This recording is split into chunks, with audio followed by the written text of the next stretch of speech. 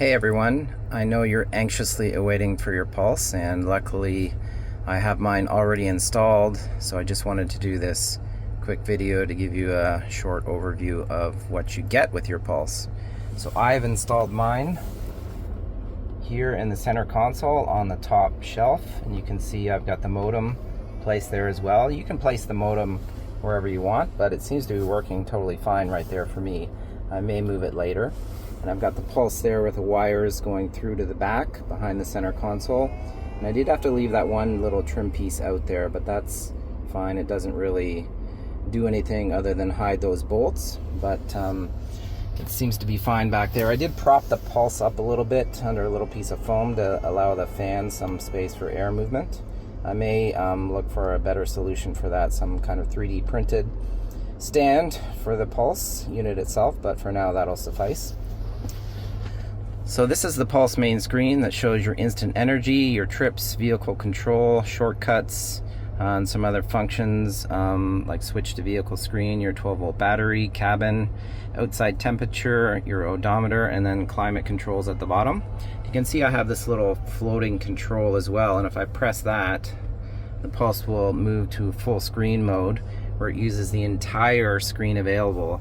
The only downside of that is these buttons are a little bit below the button bar.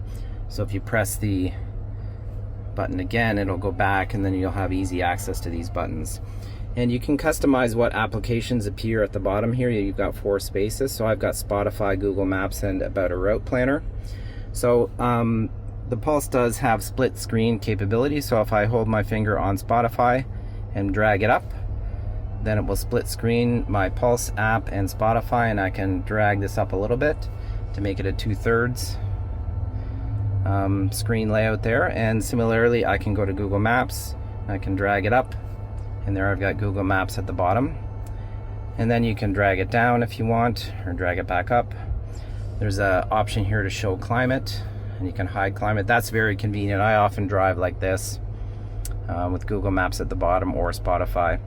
And then of course, About a Route Planner, you can do the same with that. I can drag it up, and it will come up in a second here. I can drag this up. Just wait for About a Route Planner to load.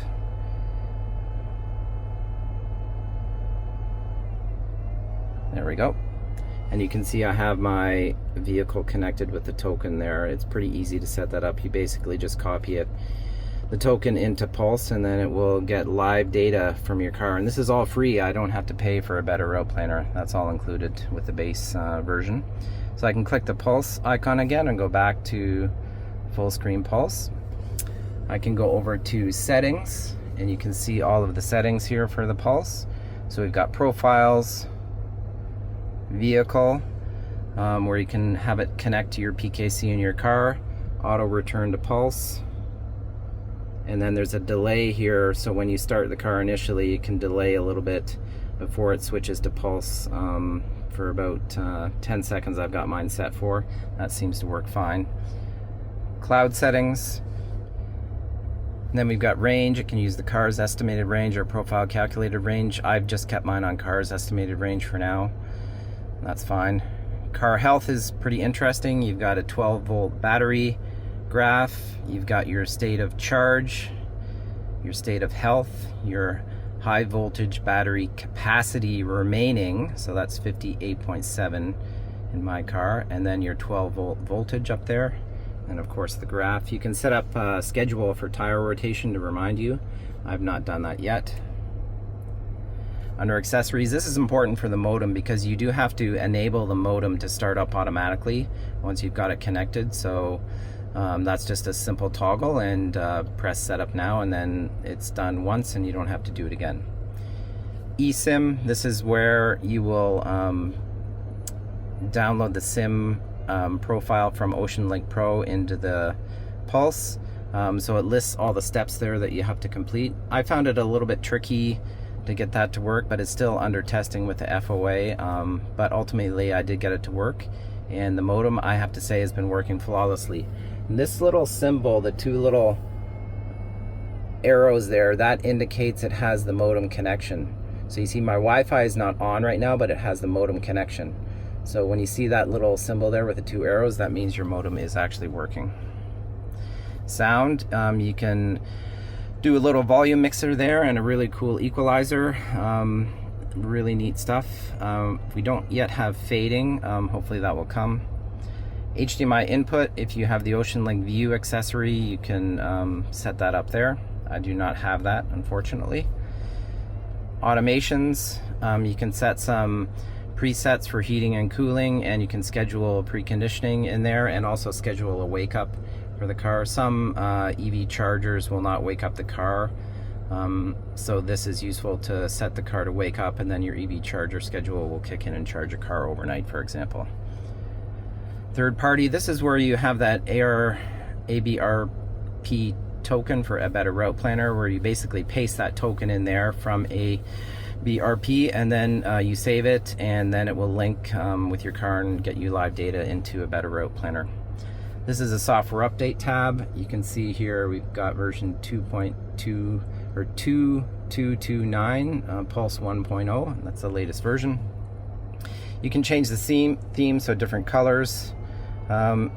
If you want, you can also go into here and choose an accent color, whatever you want. It's pretty cool. Hopefully we'll get some background images in a later version. We will see.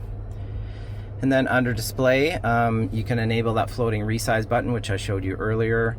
You can show the navigation bar, traffic light overlay. So you get a little traffic light symbol right here with a little ding that comes from the ICC. And then blind spot overlay, which gives you along the side here a big orange bar when there's somebody in your blind spot, and that's really useful as well. So those are all the settings. Then I'm back to the main Pulse screen. And this is my instant energy you can see here, and this graph and the trip computer there, they will start to activate after about 3 miles of driving, or about 5 or 6 kilometers. So you'll see that start to fill in real time as you drive. So overall pretty cool. The Pulse really changes the experience, especially when you can drag the apps up and move them here and get to the Pulse app and another app on the bottom, and you get voice commands. For example, I do have Gemini installed in this car on the Pulse, so if I press this button here, Gemini will come up. Hey Gemini, take me to the nearest McDonald's. So it will connect to Google Maps and it will show me the nearest McDonald's. So pretty cool. Overall, I'm really happy with the Pulse. It really changes the experience of the car. It's very snappy. There's really no lag. You do have full Android with any app that you want to install on the Pulse here. So I don't have that much installed right now, but I'll be definitely installing more in the future.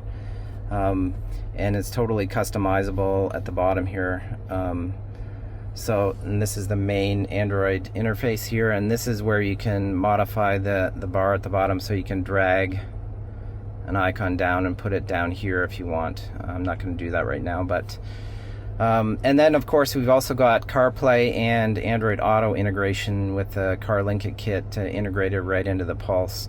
I have not yet tested that, but that is something I will do shortly in the future. So hopefully this helped you a little bit. To give you an overview of Pulse. Again, really amazing device. Thanks to Madge and the FOA and EV Play and everyone that has worked on this.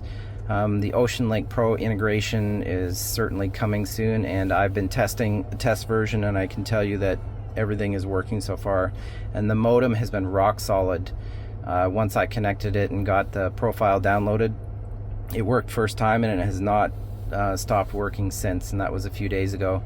So again, super happy with the modem functionality, super happy with the Pulse, and I hope you get your unit soon.